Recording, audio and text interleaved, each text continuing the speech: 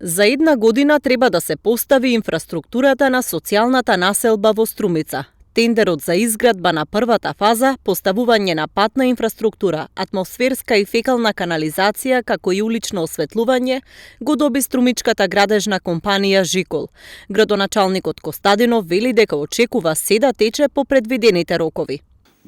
Тендерот го доби компанијата Жикол од Струмица со сума од 78 милиони денари. Вчера заврши наддавањето по однос на изборот на компанија која што ќе извршува надзор на самиот проект за првата фаза.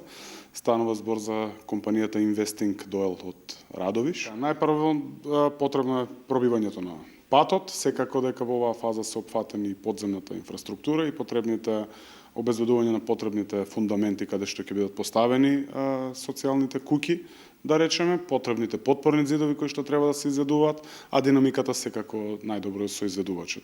Новата социјална населба ќе биде на површина од 3,3 хектари, лоцирана на Струмичкиот рид во непосредна близина на турските гробишта. Ова е транзитниот пат во Струмица, една од најфреквентните, но и најатрактивни улици во градот. Овде во моментов живеат стотина семејства во диво изградени објекти. Сите тие треба да бидат преселени во новата социјална населба што ќе се гради над градот Струмица.